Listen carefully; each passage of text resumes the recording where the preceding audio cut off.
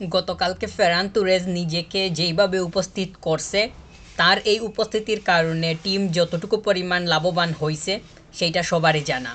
এবং সে যেইভাবে পারফরমেন্স করছে, তার যেই মন মানসিকতাগুলা মাঠের মধ্যে দেখা গেছে, এইগুলা যে সচরাচর দেখা যায় কিংবা বিগত সময়গুলাতে ওইভাবে দেখা গেছে, সেইটা বলার কোনো সুযোগ আসলে নাই।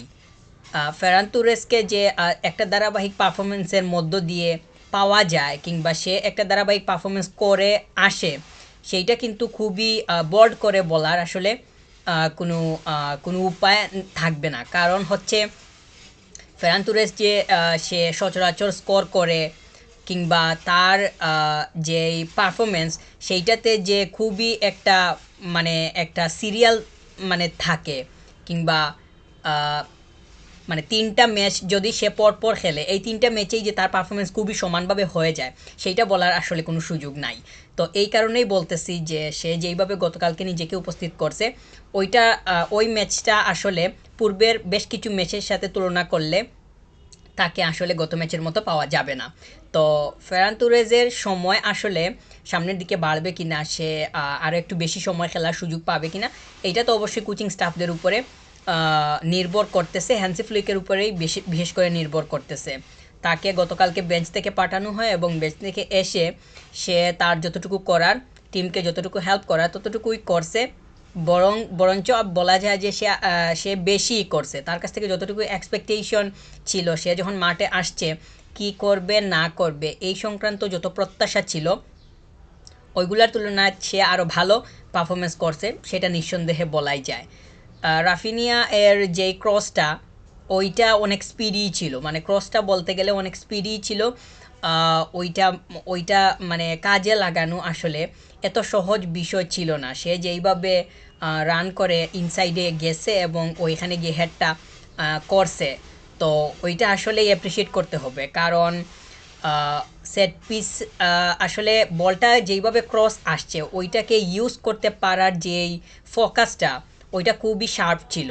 তো এই কারণেই মানে সেট পিসের যে ট্রেনার আছেন কিংবা কোচ আছেন, ওইখানে ওনাকেও এখানে অ্যাপ্রিসিয়েট করতে হবে।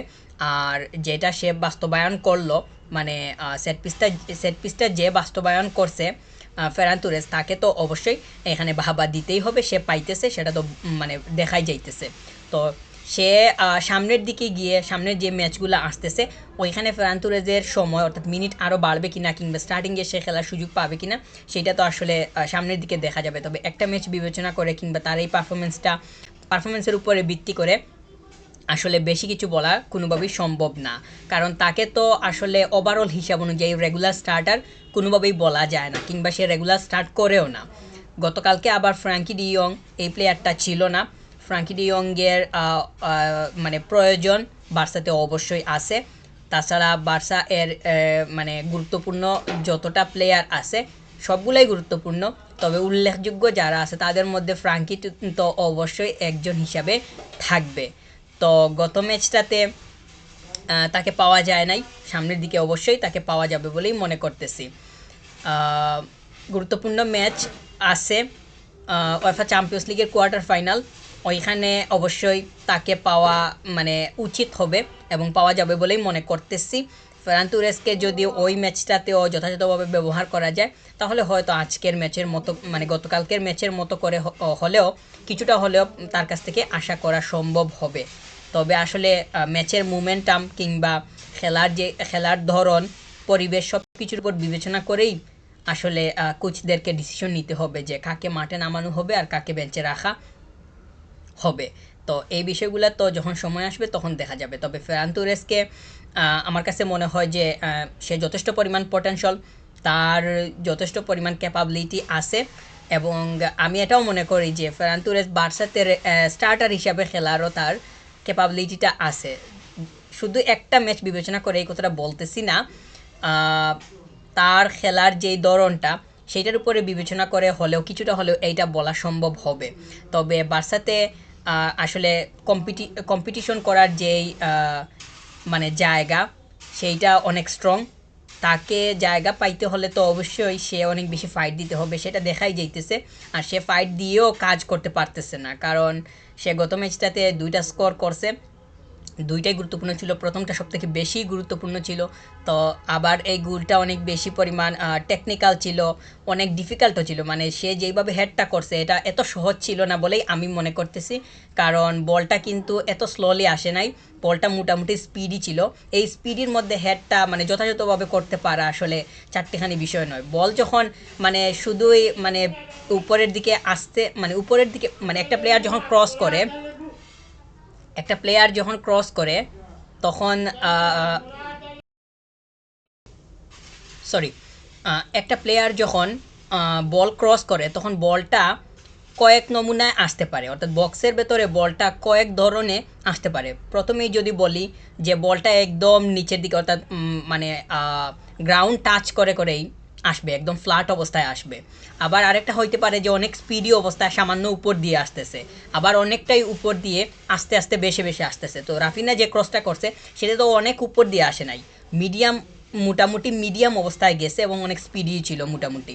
তো এই স্পিডি অবস্থা থেকে ফেরান বলটাকে কাজে লাগাইছে, এইটা অবশ্যই আমার কাছে মনে হয় যে এইটা মোটামুটি এই অ্যাঙ্গেলটা ডিফিকাল্ট ছিল এবং সেখান থেকে সে গোল পাইছে, এবং এই জায়গাতে তার ক্রেডিট অবশ্যই দিতে হবে। এবং তাকে নিয়ে কোচরা যে প্ল্যান করছিল সেট পিসকে কেন্দ্র করে, ওই সেট পিসকে সে যথাযথভাবে ব্যবহার করতে পারছে, এইটারও প্রমাণ পাওয়া গেছে। তো সামনের দিকে গিয়ে তার কাছ থেকে অবশ্যই প্রত্যাশা থাকবে। এখন সিজনের গুরুত্বপূর্ণ সময় তো আগাইতেছে, সামনে আরও বেশি গুরুত্বপূর্ণ সময়, ওই সময়ে গিয়ে দেখা যাবে যে তার বেঞ্চ থেকে এসে যে সময়গুলো পাবে ওই সময়গুলা নিজেকে যথাযথভাবে উপস্থিত করতে পারাটা অনেক বেশি দরকারি হবে, এবং এই দিকেই সবাই অনেক বেশি নজর দিবে কিংবা প্রত্যাশা নিয়েই হাঁ করে থাকবে বলেই মনে করতেছি। ফেরানের কাছ থেকে পাওয়া যাবে, এমনিতেই পাওয়া গেছে, সে আরও কিছু বার্সাকে দিতে পারবে এই বিশ্বাস আমার অবশ্যই আছে। তবে সেটা তাকে অবশ্যই প্রমাণ করতে হবে, সেটা সময় বলেই দিবে। আর আরেকটা বিষয় হচ্ছে যে ফেরানের গতকালকে পজিশনিং যে সেন্সগুলা বা পজিশনিং যে তার মুভমেন্টগুলা, এইগুলা খুবই দারুণ ছিল। তো এই জায়গাতেও সে অনেক বেশি ভাবা পাবে। অবশ্য তাকে মানে ওভারঅল হিসাব অনুযায়ী মানে বলতে গেলে এই কথাটাও বলা যাবে যে তার পজিশনিং সেন্সটা ভালো। সামনের দিকে গিয়ে এইটা মানে আরও একটু যদি স্ট্রং হয় সেইটা বার্সার জন্য আরও বেশি লাভজনক হবে। সে যেহেতু রেগুলার স্টার্ট করে না, তো বরুসিয়া ডর্টমুন্ডের এগেইনস্টেও তার হয়তো স্টার্ট করার সম্ভাবনা থাকবে না। তবে শেষের দিকে এসে যদি সে 15 মিনিট কিংবা 25-20 মিনিটস এই মিনিটগুলো খেলার সুযোগ পায়, তাহলে ওইখান থেকে যাতে সে ভালো আউটকাম দিতে পারে এবং ম্যাচে হেল্প করতে পারে, এইটা অবশ্যই তার কাছ থেকে প্রত্যাশা থাকবে। তবে সামনের দিকে সময় আসলে এমনিতেই দেখা যাবে যে স্টার্টে খেলতেছে নাকি সে বেঞ্চ থেকে আসতেছে, সেটা সময় বলবে। তার গতকালকের ম্যাচ থেকে অনেক পজিটিভ পজিটিভ জায়গা পাওয়া গেছে, তার পজিটিভ জায়গা পাওয়া গেছে। সে আবার মাঝখানের প্লেয়ার যারা আছে তাদের সাথে তার আন্ডারস্ট্যান্ডিংটা বিল্ড করতে পারে, আবার ফ্রন্ট লাইনের সাথেও।